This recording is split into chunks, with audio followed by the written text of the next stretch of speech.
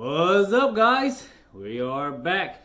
Today is Thursday, January 23rd, and we are out of the red. We crushed it yesterday.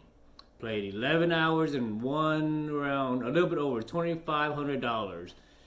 We are now 3 and 13 for the session win rate. Sorry, 4 and 13 for the session win rate. And we're up a little bit under $300. Nothing to celebrate about. Can't do anything with that money except just morally celebrate. Cheers. So let's go talk about some tough spots yesterday. The theme of the hands is Jack 10 suited. So we'll set up the first hand. We have, we call the mark. We identify him as the mark on the table. And this is the player that we are targeting. So, in middle position, MP1 is Mark with $900 effective stack. We are in the button with $2,100 and the small blind. He's a uber type Indian player, so we'll call him Tindian. Tindian has roughly $1,200. So the action goes is Mark limps. I look down with Jack 10 of hearts. So on the button, so I raise it $35, and Tindian calls 35, and Mark calls 35. So now the pot is around $110. Flop comes Jack of spade, 10 of spade, 8 of clubs. Looks pretty good for our hand. Mark comes out betting 35. So of course, we're not gonna keep it cheap here. We're gonna raise it. So we raise to 95. And to our surprise, Tindian goes to 300. Uh-oh, this might be trouble. But then Mark thinks for about 2 minutes and goes all in for the rest of his stack, 770.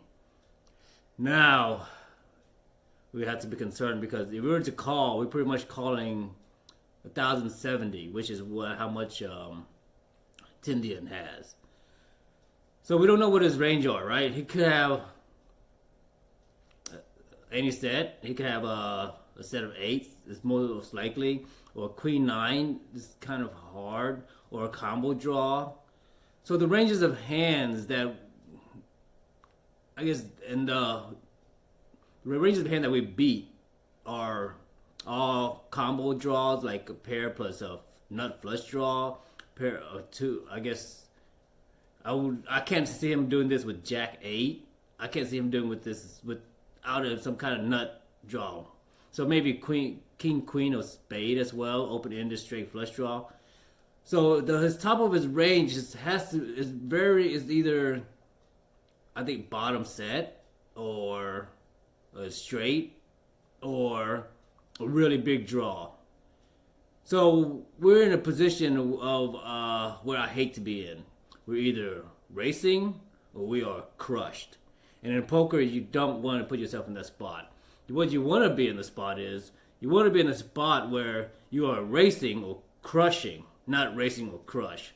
So this is a spot where, and then along with Mark, who we don't know what his range is. This could be a wide, it could be a flush draw, it could be a straight draw, it could be just a bottom 2 pair plus gut shot. So because of those two guys, we have to put one of them on a draw, and we also have to at least consider one of them on a made hand. It's hard to conceive that both of them are on a big, massive draw.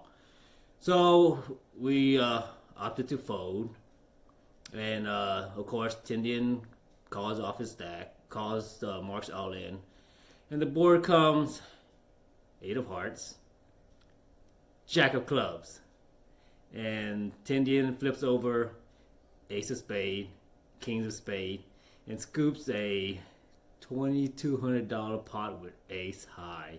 and we had a gut-wrenching moment.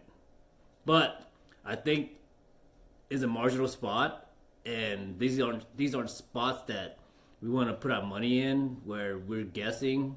So, and I did consider that had Mark not go all in, that if he just called, I would have definitely called. And we don't know what Tindian's reaction will be. I think that he will probably call. I don't. So because of the strength of two people, that he probably don't want to stick it in on a draw against two people now. And when the board comes in 8, I think it would have possibly slowed him down, because now his nut flush draw is weakened by a boat now. So I think I would have won that hand had Mark not shoved and called and allowed me to call, which would have slowed Tindian down and then got us to the river where we would have boated up. So it played out against us. Just didn't work out that way for that hand. Hand number 2. Let's set it up. We have under the gun 2. We'll call him G. Comes to WinStar a lot. Plays 5-10. Plays 2-5. Very aggressive. He's a regular, you could say, at WinStar, but not. I can't say a regular winning player. So we have under the gun with G with around right now $2,000, and then we have me in MP2 with $670 because I transferred tables after my table sucked. And then we have in the cutoff another tight Tindian with $900. So the action goes under the gun. G raises $20. I look down in the middle position 2 with Jack of spade, 10 of spade. So I call. And the cutoff calls. So the pot is $65 now.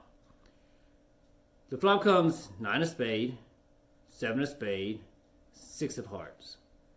And G bets out 65. Well, we could raise here, or we could call here. But I chose to call because I wanted to, one, be a little bit more deceptive and watch how Tindian does as well. Because this is a range of hands that could also hit a lot of Tindian's calling range as well as G's betting range. So if I raise here, it's not a bad play. It probably is the better play. But I opted to call. And G calls. So the pot's now $260. The 4 club comes. So you bets 100. And at this point, something just doesn't smell right. Like, for me to call, and then for Tindian to overcall, like I'm repping a pretty strong hand to call here. And then for Tindian to overcall, it feels like he is calling for a safe turn and then making a play on the river while trying to trap me. That was my concern on the flop if I called as well. So I opted to fold. Yes, I folded my open-ended, I folded my gut shot and flush draw. Because Tindian could also have a flush draw that's better than me, pair plus flush draw. Or a worse than flush draw, but has a pair and has pretty much my outs. So I folded, and Tindian raises to 350. So our suspicion was correct that if I was to guess, this is not a delayed bluff. This is a delayed trap. So I think we managed, and then G folds, so the pot taken down. But I think we dodged the bullet right there. We don't know what the river would have come, but with one card to come, having to stick in around another $500 because we called off. If we bet call 100, then we have 400, and it's almost right there with the gut shot where we might have to call because he might have a pair. Tendon might have a pair plus flush draw, and a jack and 10 might also be good. So it put us in a tough spot. I think I can't say I made the correct fold or I made the correct play on the turn. So this is where I think the audience gets to tell me if I done it correctly or not. So those two were the you could say tough spots of the night. The rest we just played good poker and we didn't get chased down from behind. So we are up. Let's go get some more cheese for the rest of this month and let's get a win rate up a little bit better than $3 an hour. See you at the gym.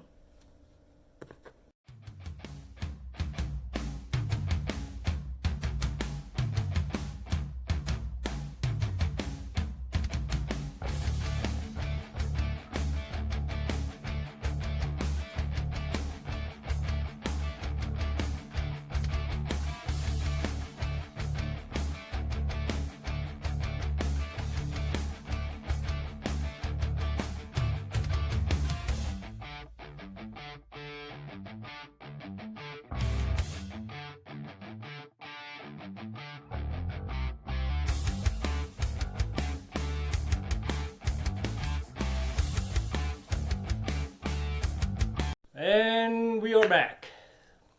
So, are you guys having fun yet? Remember, the joy is in the journey. The pleasure and the happiness is in the results. So, are you enjoying this? Because I am so far. So let's end the contemplation time. Let's close out this week by reflecting on practicality.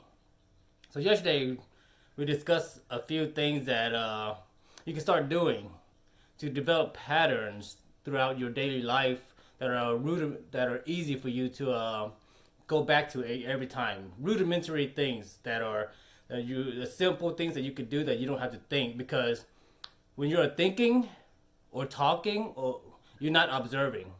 So when you are eating, sitting, or walking, those are very rudimentary things that you could autopilot through. So you don't have to think about picking up your spoon, left foot, right foot. So then you can wash yourself. And when we say wash yourself, what we really mean is you're watching your breath. If you are ever aware and attentive to your breath, you know you're watching yourself. Otherwise, you're probably thinking. So our ultimate goal here is we want mental fitness, right? We want to be mentally tougher, mentally stronger.